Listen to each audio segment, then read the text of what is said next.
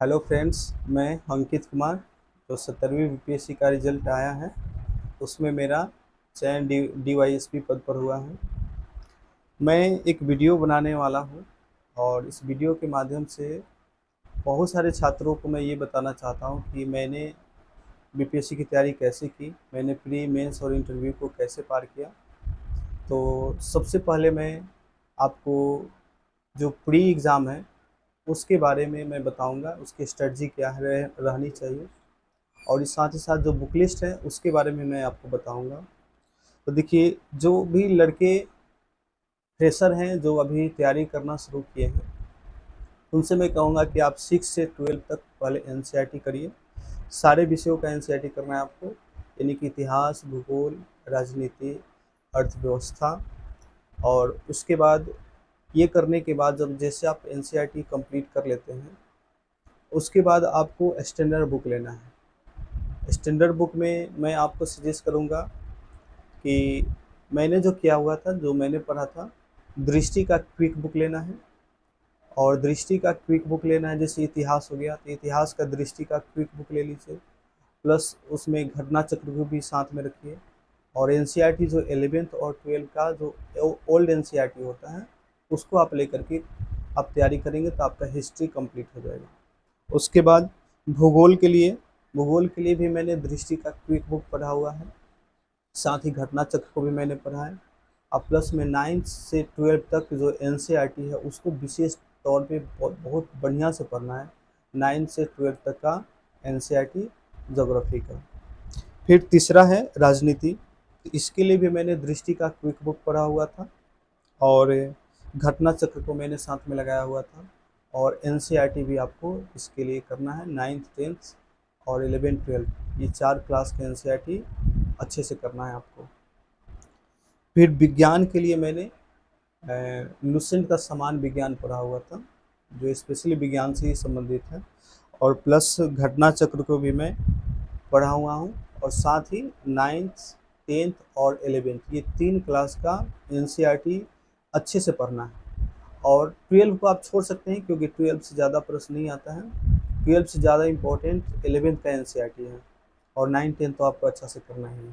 तो इससे आपका साइंस भी कंप्लीट हो जाएगा। और मैं आपको बता दूं, ये सारी जो बुक लिस्ट है, मैं आपको बता दूं कि ये सब प्री के लिए, प्री की बुक लिस्ट मैं आपको बता रहा हूँ। फिर आगे बढ़ते हैं अर्थव्यवस्था के लिए। तो अर्थव्यवस्था के लिए दृष्टि का क्विक बुक आप पढ़ेंगे, आप प्लस में घटना चक्र भी लगाना है। और उसके बाद आर्थिक सर्वे जो सरकार द्वारा पेश किया जाता है और बजट, आम बजट जो हर साल पेश होता है, उसके डाटा को भी आपको यूज करना है। और इस साथ ही साथ आप एक और चीज़ अर्थव्यवस्था के लिए कर सकते हैं कि 11th और 12th, 11th स्पेशली आप 11th का आप कर सकते हैं एनसीईआरटी, वो काफ़ी फायदेमंद आपके लिए रहेगा। उसमें राष्ट्रीय आय, प्रति व्यक्ति आय से संबंधित बहुत अच्छी परिभाषा दी गई है जो आपको हेल्प करेगा। और भी बहुत सारे टॉपिक हैं जो डायरेक्ट एग्ज़ाम में आते हैं तो आप उससे पढ़ सकते हैं। फिर अगला है बिहार स्पेशल। तो देखिए, बिहार स्पेशल काफ़ी इम्पोर्टेंट रोल अदा करता है बीपीएससी के एग्ज़ाम में। जैसे बिहार का इतिहास हो गया, बिहार का भूगोल हो गया, बिहार का राजनीति हो गया। तो इससे संबंधित प्रश्न काफ़ी पूछे जाते हैं, लगभग 20 से 25 प्रश्न पूछे जाते हैं। तो इसके लिए आपको करना क्या है कि केबीसी नैनो प्रकाशन का एक बुक आता है जिसका नाम है बिहार समग्र, आप उसको लेकर के करेंगे और उससे आपका लगभग सारा सवाल कवर हो जाएगा। अगला है सबसे जो स्टूडेंट के लिए सबसे बड़ी परेशानी रहता है करेंट अफेयर्स, कि करेंट अफेयर्स कहाँ से पढ़े, कैसे पढ़े। तो देखिए, करेंट अफेयर्स आपको 1 साल के लिए कंप्लीट करके पढ़ना है। 1 साल का कंप्लीट होना चाहिए करेंट अफेयर्स।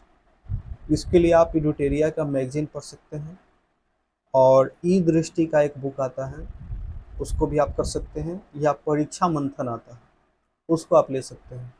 और मैंने तो एडुटेरिया, ई दृष्टि और 365 जो था उसको किया हुआ था, क्योंकि मुझे थोड़ा सा ज़्यादा पढ़ने का इच्छा था। मैं सोचता था कि मान लीजिए कि एक बुक से प्रश्न ना आएगा, किसी दूसरे से आ जाए, तो मैं थोड़ा डरा रहता था, इसलिए मैं थोड़ा ज़्यादा पढ़ लेता था। तो आप एडुटेरिया, ई दृष्टि और 365 कर सकते हैं। इससे आपका करेंट अफेयर्स सारा कंप्लीट हो जाएगा।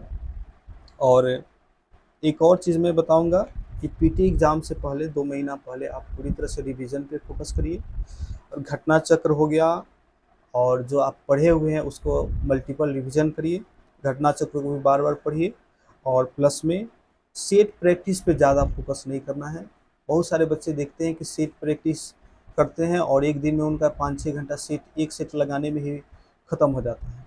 तो सेट प्रैक्टिस सप्ताह में 1 तो ही करना है। उससे ज़्यादा अच्छा रहेगा कि आप अपनी तैयारी को अच्छे करने के लिए, बेहतर बनाने के लिए आप मल्टीपल रिवीजन पे फोकस करिए। ये हमारी जो है बीपीएससी प्री के लिए स्ट्रेटजी है। आप इसको फॉलो करके आप भी सफल हो सकते हैं। फिर मैं अगले वीडियो में जो मेंस की जो रणनीति रहेगी, बुक लिस्ट रहेगी, उस पर मैं चर्चा करूँ। इसी तरह के और भी वीडियो के लिए आप मेरे फेसबुक पेज को फॉलो कर सकते हैं। मेरे फेसबुक पेज का नाम है डीएसपी अंकित कुमार। और मेरा जो यूट्यूब चैनल भी मैंने बनाया हुआ है उसका भी नाम है डीएसपी अंकित कुमार। आप इस दोनों पेज को फॉलो कर सकते हैं और बाकी का अपडेट मैं समय समय पर आप लोग को देते रहूँगा।